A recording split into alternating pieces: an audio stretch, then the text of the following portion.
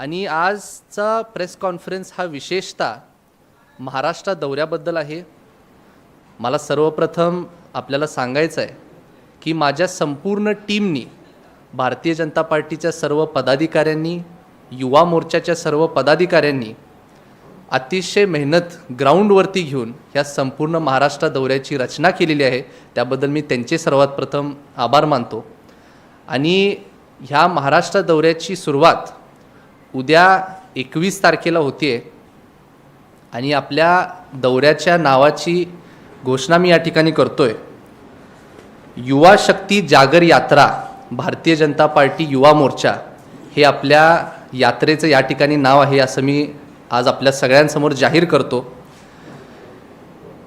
त्याचबरोबर उद्याचा जो दिवस आहे हा युवा मोर्चासाठी, माझ्यासाठी फार अनमोल आहे।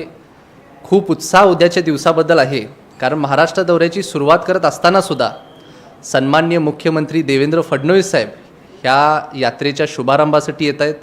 त्याचबरोबर प्रदेशाध्यक्ष रवींद्र चव्हाण साहेब सुद्धा उद्या तिथं उपस्थित असतील।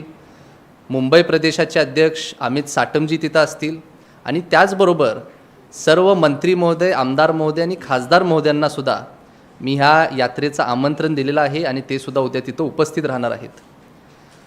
मला आपल्याला हे सुद्धा सांगायचं आहे की युवा मोर्चाची संपूर्ण टीम, मी आता मागच्या 1.5 महिन्यात सगळ्यांशी संपर्कात आलो आणि ह्या यात्रेचं नाव जागर यात्रा ठेवण्याचं कारण एवढंच आहे की मी जेव्हा केव्हा माझ्या युवा मोर्चाच्या पदाधिकाऱ्यांना, कार्यकर्त्यांना भेटतो तेव्हा अतिशय ऊर्जा आणि उत्साह त्यांच्यामध्ये प्रत्येक वेळेस दिसतो आणि त्यामुळंच आम्ही ह्या निर्णयावरती आलो की युवा शक्ती जागर यात्रा ह्या दौऱ्याचं पण नाव ठेवायचं आहे।